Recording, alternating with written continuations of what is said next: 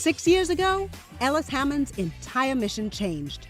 He was a full-time college pastor with vision and passion, but broke. Now a full-time real estate entrepreneur, Ellis is the founder of Kingdom Real Estate Investors, the #1 community for faith-driven leaders impacting the world through real estate investing. If you're a kingdom-minded real estate investor or entrepreneur seeking to advance God's kingdom outside the church walls, welcome to the Kingdom REI podcast, where Ellis interviews Christian entrepreneurs and investors focused on advancing God's kingdom through real estate investing. Enjoy the show.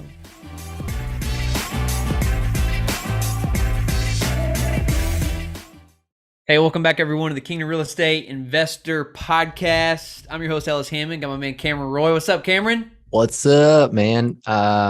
Nothing. I was just telling you guys I'm loving. It's raining hard in Dallas and it hasn't rained in over 60 days here today. So kind of on cloud 9, even though it's cloudy and gloomy outside right now. It's interesting. One of my business partners was actually praying for rain in Texas today. Actually, that could be the answer right there. That's biblical, man. You have not because you ask not. The answer. Ask.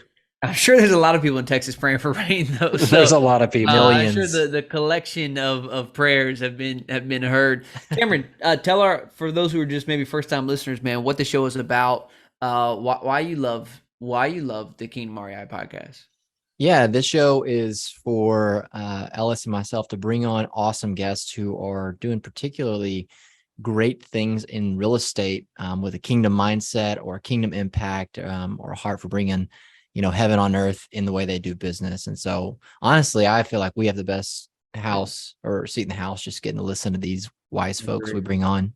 I agree. I love that vision, man. Heaven on earth. I mean, that is what Christ prays, right? Thy kingdom come, like your kingdom come or will be done. Like there's something about the kingdom coming to earth. And that's what we get to do as kingdom entrepreneurs is really, it's why I hate that view of like kind of all things are burn up at the end. It's like, well, what about that prayer of like us as entrepreneurs? We're really called to create and usher the kingdom of God today, not just save souls, die, and go to heaven. It's like, no, we're called to cultivate and create and use all that we're doing. And I think a view other than that really lessens the impact of what we as entrepreneurs get to do in building businesses and real estate and stuff. So no, I really appreciate that vision.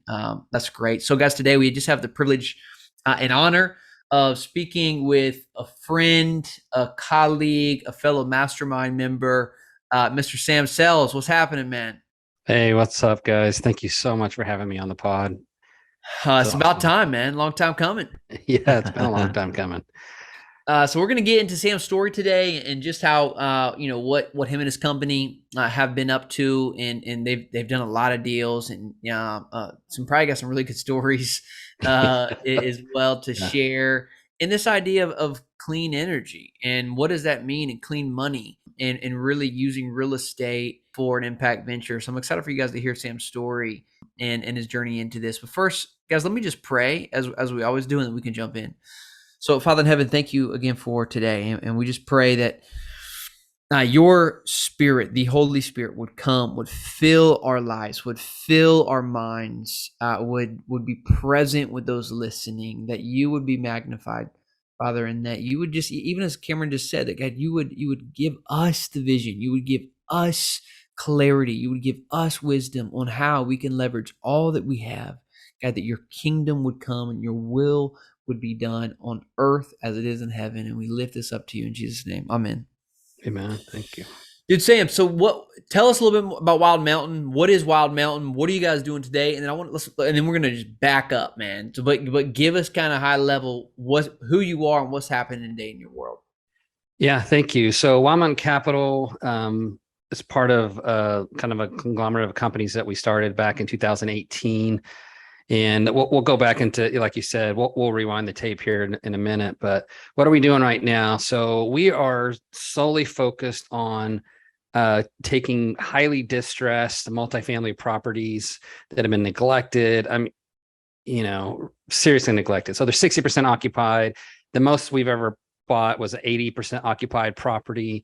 But SWAT team was there the day we closed. So it's just like these properties, because we look at investment as the leverage that we can use to create social change, create social welfare. And so in the sense that we can go out and do good and be good and return an amazing return to our investors at the same time. It is not easy. It is not for the faint of heart. It is the difficult road. And so we name Wild Mountain Capital in the sense that we're taking a road less traveled. We're climbing the mountain, but we're going to get there. Does everyone in your company have to grow a beard? They do, even the women. If you guys aren't on video on our YouTube channel, Sam's got a great beard, and so it goes with the. I always think his logo should not be of a mountain, but it should be of like a silhouette or like of you and your beard. I think that would actually be a stronger logo. But we've debated this. I've not won the debate yet. Yeah, and you're making me feel insecure about mine, Sam. I'll probably go shave after this podcast. Cameron, you literally look like a baby. You know, I mean, when I didn't think so, and then a guy like Sam comes on, I'm like, yikes, that's not. Oh good. man, you just see some of the partners we work with. One of our partners, it just got this massive, it's like 18 inches of beard, and it's awesome. It's just awesome. But it's like maybe I'm Samson and I can't, I can cut the top of my hair, but if I cut my beard, I lose all my power. Yeah. So I'm gonna write down some notes. You're focused on distressed assets, heavy lifts. I'm curious about that. I want to come back to that though, and we'll back up a little bit, just because we've talked about this. Like we have different models, and we focus on different tenant bases, and it's one of my investing rules that we don't go after what you guys are going after, right? So that's an area that I want to just I want to hear more from, and even hear your explanation. So I'm going to write that down. We'll come back to that. And that's something that kind of a little teaser for some folks to hang on and even wait on to hear why Sam and his group focus on those type of deals. So back us up, Sam, man. I want to hear just your journey into real estate, and was this something your family was doing? Is this how did you become a real estate investor, and especially a pretty heavy value add real estate investor? We grew up poor. My brother likes to say we were mud babies from Oklahoma. If you grew up poor in rural Oklahoma, you'll know what that means, because there's so many ponds. We swam in ponds and got muddy, and our underwear turned red because the red clay there. And it's just like, we could go on about that, and I'm sure nobody wants to hear about that stuff. But it was a great childhood, and I didn't know I was poor until somebody in school said, "Hey, you're poor," and you're like, "Oh, what?" Right.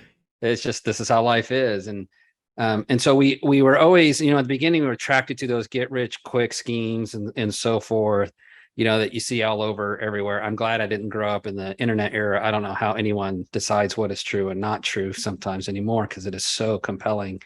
But real estate kept coming to us. And so we got into construction and started working on homes and flipping homes. And then I joined the military after I'd worked in construction for a while and was helping other people flip homes. And while I was in the military as a firefighter, I had all this extra free time and started flipping homes with a friend, and then flipped homes with a partner. And that was in the early 2000s. And so really had done that, made it through the 2008 crisis just fine, but still looking at high density places in town, distressed assets, kind of that mentality that you see on the shows, but the shows glamorize it and make it look like it's super simple. And it's not. How did you, dealing in those kind of distressed assets, still make it through the 2008 crisis just fine? You kind of like passed through, like that was no big deal. Like people got destroyed. Like, what do you mean? Yeah, people got destroyed. And I'll say partly it's because we just didn't have very much. Okay. But mainly because, we were buying homes at $50,000 a piece in downtown San Antonio. And so when we flipped them, we were going to sell them for 130. The 2008 crisis happened. I mean, I had 2 homes for sale when Lehman Marcus fell, and so as the capital markets crashed, both of our deals fell through. They were both under contract. We were selling them both around 130 grand.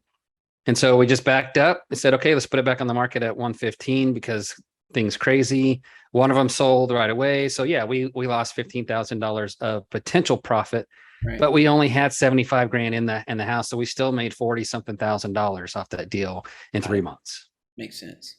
And the other deal, we ended up holding onto that property, turning into cash flow rental. I made $350 a month for about 10 years on that deal. until we sold it. So, okay, so cool. So you left the military, or you were doing this in the military. That was just kind of like your retirement after the military, right? Doing Yep. this focus, and then things begin to evolve. Like keep this journey going. Yeah. So the military, I got out, got my degree, came back in, really had been drawn a long time ago. So way back when I was a kid, I thought I wanted to be a doctor and work in third world countries and help people. And so I wrote in my journal, and I can share this with you guys because of what this podcast is, but I wrote down like, Lord, if you help me be able to practice medicine in third world countries or overseas, I'll do whatever you want. I'll dedicate my life to you or whatever. And so I realized though, as an adult, that I really didn't like being in hospitals and I didn't really want to be a doctor. My mind was just very business focused. Like, how do we improve? How do we do more? We can do more. We can do more. So I went and became a healthcare administrator, and then got into global health, got a master's degree in global health policy, and spent years overseas working with some of the poorest of the poor, like from Afghanistan to sub-Saharan Africa, Chad, just you can take some of these places away to Nepal, to, working with foreign Liberia. I could just list off a whole bunch of places. So what I learned, and to bring it back to the gospel and business at the same time, is I'm sitting down, we're talking to a guy who's in charge of like 6 different clinics. He wasn't supporting them, wasn't providing them anything. And I'm sitting there listening to him, and I'm saying a prayer in my mind, in my heart, and thinking, how do we get this dude to do something? 6 years, people have been coming and talking to him and helping. Americans have been trying to get him to support his people across the region of the country that he was in charge of. And I got this impression, align his incentives. And so I said, hey, Dr. whatever, if you provide more people, then that means you have more people underneath you. That means the value of all your clinics are more. If you provide more support, that means more people get treated. So now you get more people getting treated, you get more people doing work, you have more training underneath you. That's a lot more value, and that means you're a lot more important. And you're going to be able to go to your bosses and say, I need a raise, because now I'm not in charge of 50 people, I'm in charge of 250 people. And when he just paused and he looked at me, and I was speaking through an interpreter. And then he just kind of sits back, and I just see the wheels go, and it triggers, right? The next day, we call one of the clinics as we're asking them, hey, how's it going? Blah, blah, blah. And like, you would never believe it. Dr. Sajadi called me and blah, blah, blah, blah, blah, blah, blah. And it was like, oh my goodness, the world changed. And all of a sudden they started getting all their supplies. They started getting medical training. It just completely changed. And ever since then, I've thought about the government's trying to force feed people stuff and give them stuff so that they can become better. But if you want people's lives to get better, align their incentives so that they know that, provide them the keys they need or the access to the things they need, but align their incentives and they make it better. And so, did that for years and years, came back, knew I couldn't go start my own charitable organization, 501c3, whatever, and go out and do medicine, because that's just such an expensive endeavor. We looked at, where does health all come back to? And it's the home, it's the family. And so we said, okay, let's back this thing up and let's focus on housing security, but in a way where we can make a lot of money for ourselves, for our investors, and do a lot of good at the same time and improve housing security situations. And if we can do that, if we can prove to people that you can make money by improving other people's lives, just like we did with Dr. Sajadi, when he figured out his incentives were aligned, the world changed. And if America's ever going to fix the affordable housing crisis, it's not going to be the US government. They can do policies to make it better for investors. However, it's going to be private citizens. So let's do it in a way, and let's make money doing it.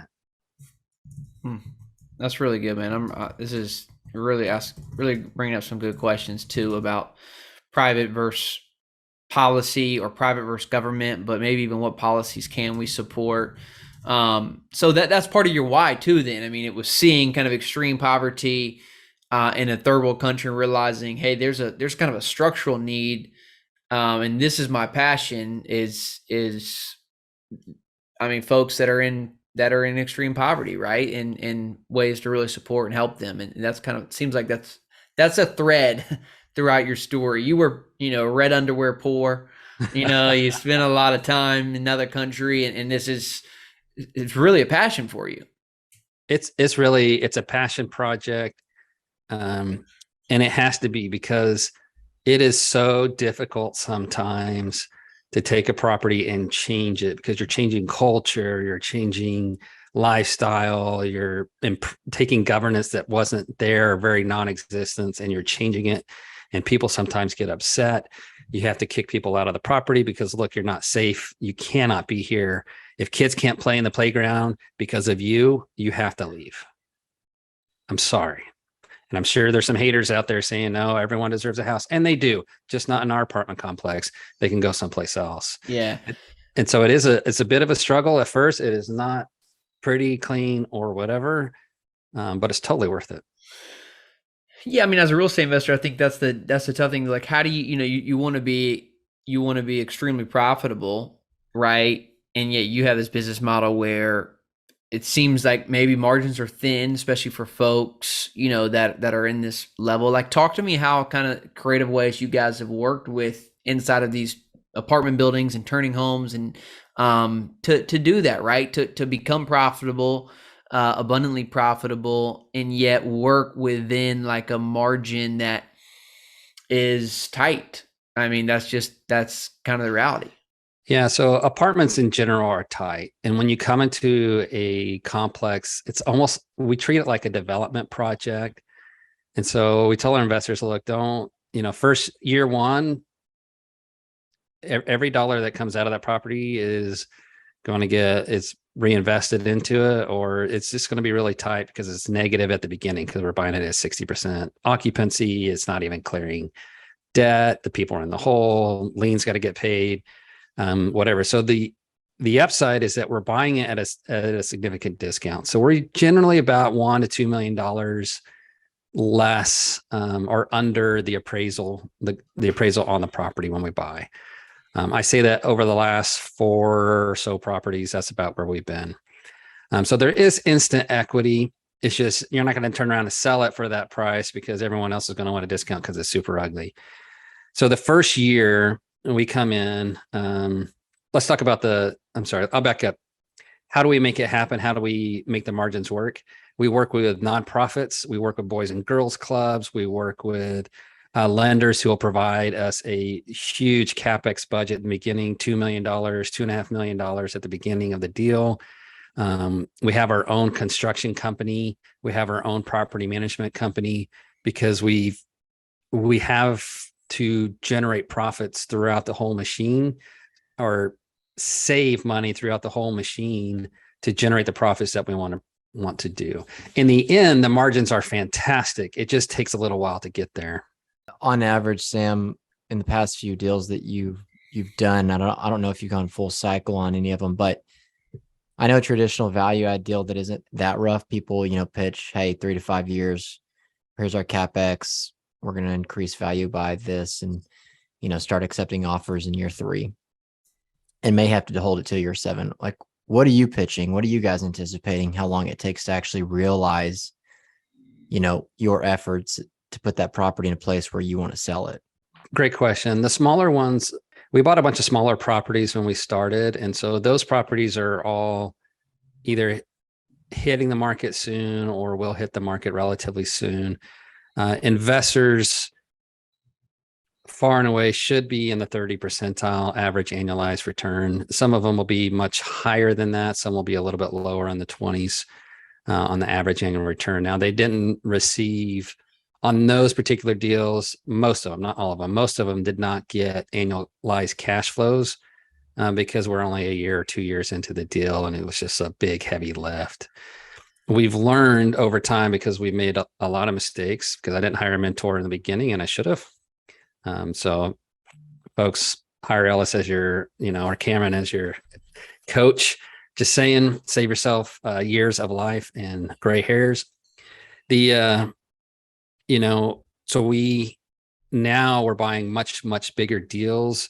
And because we own our own construction company, we can knock out 80, 100 units in 8 months, get those things on the market. And that's when it cash flows. So if we can do that, then a year turns around and we're into positive and people start receiving funds. Mm-hmm. I'm curious on what like KPIs you're tracking outside of kind of revenue KPIs, Sam. Like, so you have your own construction team. Do you guys have your own PM team too, or is that property management team as well? Have y'all built that, or is that third party still? No, we built our own because third party, we couldn't get any third party that would work with all the nonprofit organizations, Boys and Girls Club, police department, all the different things. Right. I went to Jesse's my brother. He runs a property management company. He and I went to the city council in Fort Worth and talked to the city councilor over a property we're buying. And, to Cameron's point before, what do you tell people how long you're going to hold? Well, that one, we should cash out 90% of the equity at year 3 and then hold for another 6 or 7 years, because the city wants us to hold it longer than 4 years because they're tired of syndicators coming in, fixing a property, flipping it, backing out, selling it to the new guy. And so the constant change of ownership, constant things keep going up and down, up and down, up and down. And it's caused a lot of issues in the city. So they're pushing people to hold longer. And I know I didn't answer your question there, Ellis, but no. Well, my question is that what internally and outside of revenue KPIs do you have relational? Like, I'm curious on kind of how you guys judge success or determine success outside of, what Cameron was asking in terms of return of investors, with your passion being these communities. What are you guys like? How do you determine success? Do you put KPIs to that in terms of what your flips actually look like? Yeah, great question. So we spent a lot of time thinking about that, and now we put those on our website. So we think about the number of communities we've changed. We think about the amount of money we've spent on these properties that gets pumped into the community. Because if you're spending $2 million on an apartment complex, you've employed a lot of people in that area, right? A lot of people. And so that's money getting pumped into the community that wasn't going to get pumped in there before. Millions of dollars. We talk about lives changed. So we look at number of units we've renovated, how many people have gone into those nicer renovated units, and it's still at affordable rate. How many people's were in the apartment complexes and now their lives have been drastically improved. We have some video footage we took last week, people talking about last 6 months from before the previous owner and now with us. And it's remarkable the things that happen. Now that's really feel good stuff, but it's quantifiable in the terms of your loss to lease is lower, your turnover is far lower because people stay, right? I'm thinking about a story. I'm just on your website too. Changing lives. It's cool. So you're tracking like $4 million spent on positive change, 21 communities improved, 5,000 residents impacted. That's cool. I like this. I like how you're kind of leading with that too. It's different. I think I remember a story. We bought a deal in Kansas City, and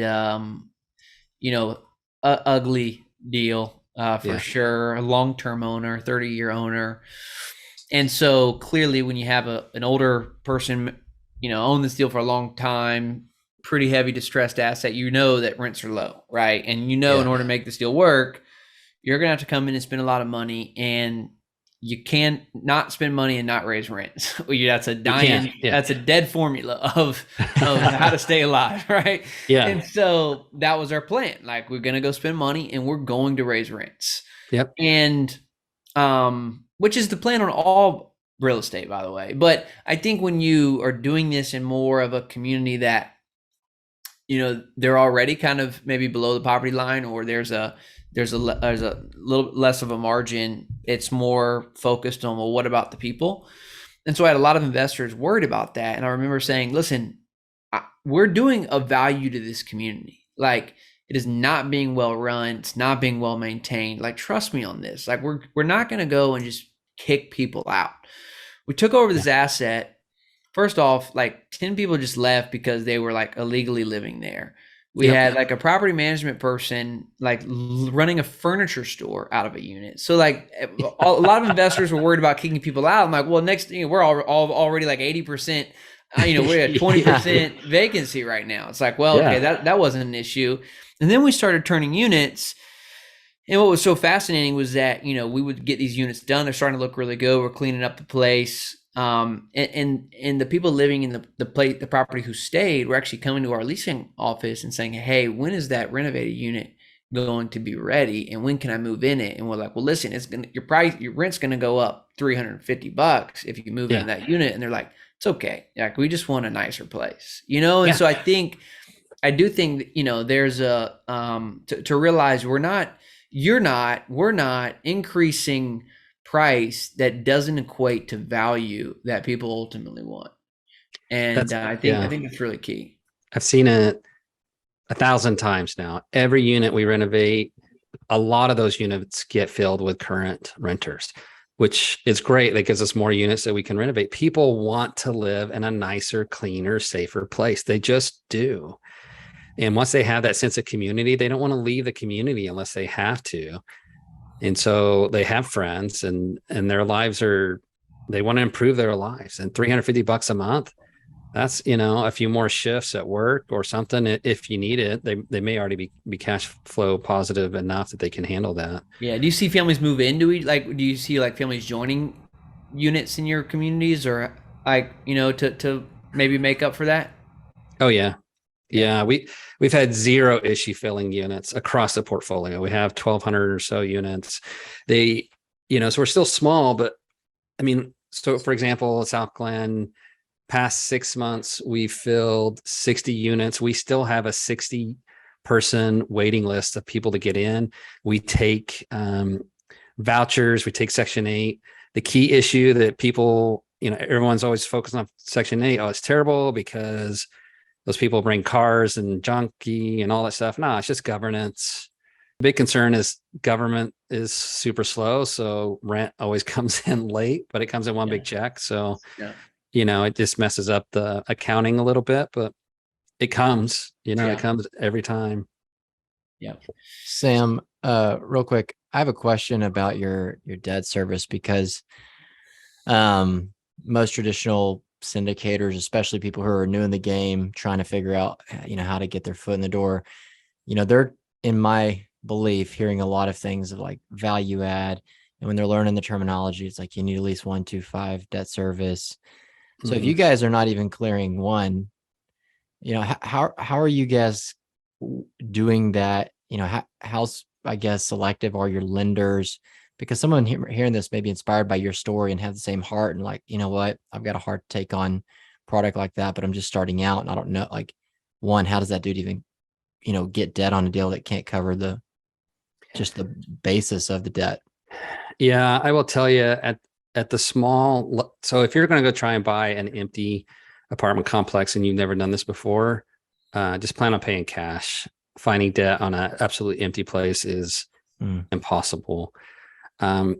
We were fortunate or blessed to be able to find folks that were able to give us debt on, one was like 12% occupancy. It was 12% note, which is extremely high. And we took us like 8 or 10 months to clear debt service, right? To get to 1-to-1 and then, trying to finish it off so we can go hit agency level debt. You just expect it to be difficult. Now, on the flip side, if you're doing an 80%, 180 unit property that fits all those things you can take Section 8 vouchers and so forth. There are lenders out there who specialize in that stuff and their debt terms are fantastic. And and there's a difference too. I mean, to your question,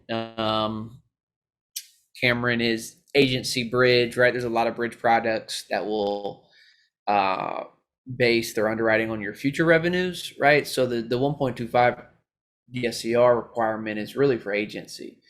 And so, there are some bridge lenders that will help you bridge that gap as you stabilize the property, to Sam's point. And there are a lot of great competitive lenders out there who will help make that possible. But yeah, I mean, especially if you're a first time borrower, you know, and like you're really distressed asset, like probably forget about it. You know, I mean, yeah, it's not going to happen. I mean, well, you know, I take that back. I mean, there are hard money, you know, if it's a smaller deal, there's some hard money guys that, you know, will charge a lot because they're taking on a lot of risk for that. So there's stuff out there like that. Partner with somebody who's doing it until you've got some under your belt, and then you can go to the lender. I'd also say don't start there though. Like that would be my opinion, right? It's just easier money to be made if that's your goal. But I mean, I know this is a passion project.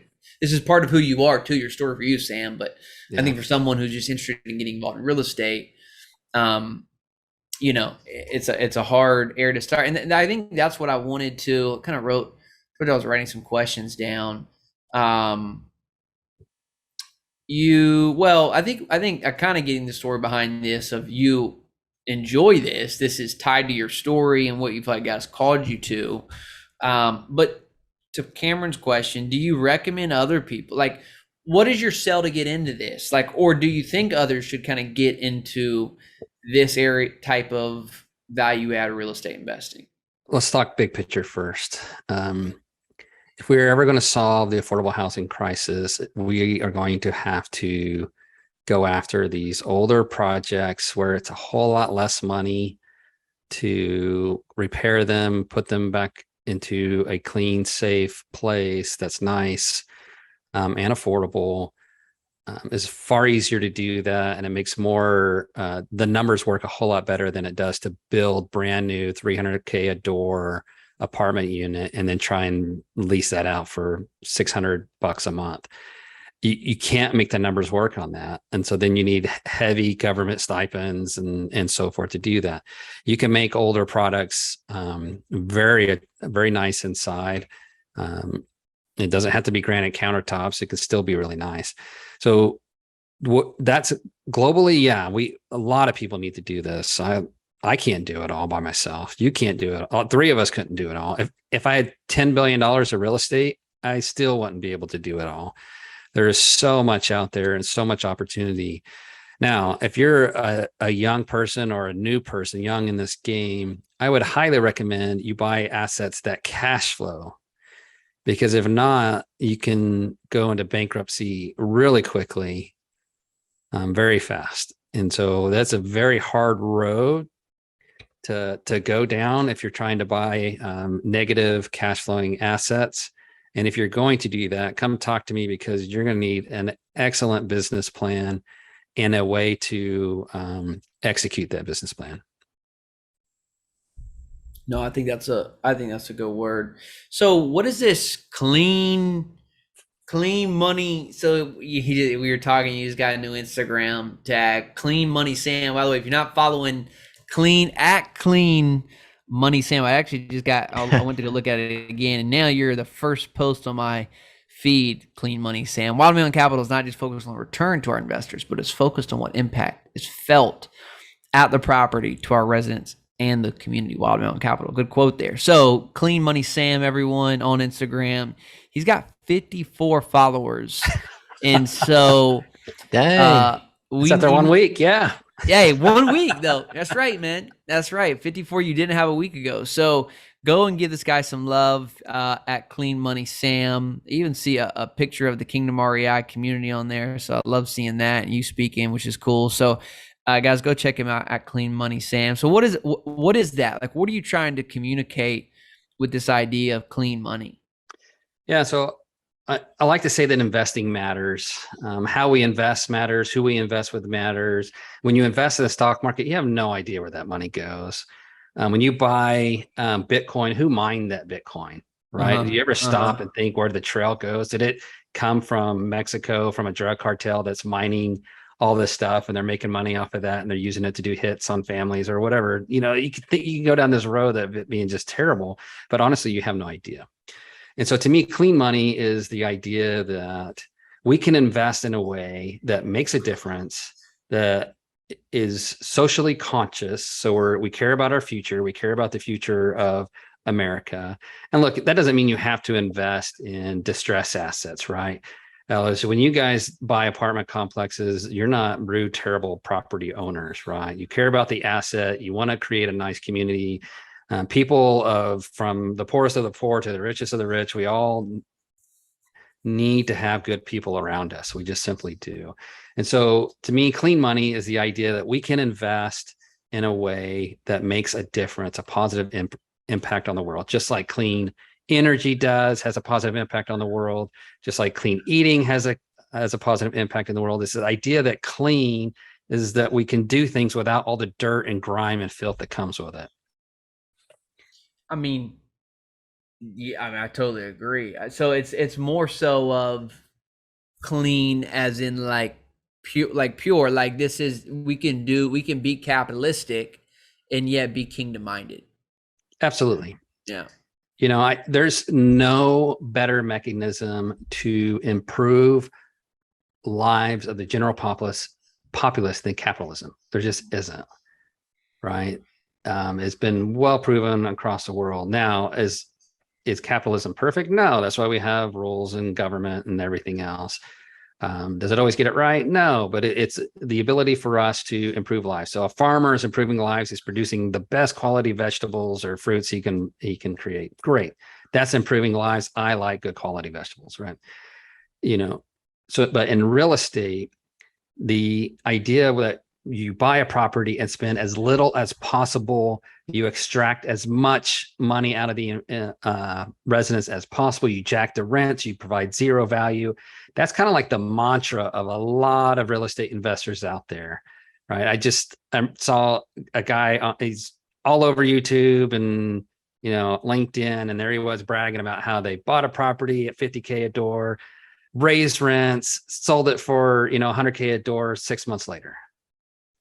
And you think, man, that's an awesome ROI, but he just screwed a lot of people because there's no way he improved their lives. Yeah, in 6 months. Yeah, I'm probably exaggerating there. It's like 8 months. Yeah. So if someone's listening to the show right now, they have a heart to do missions. They really want to impact people's lives. They clearly interested in real estate because they're listening to this show. They want to go bigger though, right? And they want to go do bigger deals.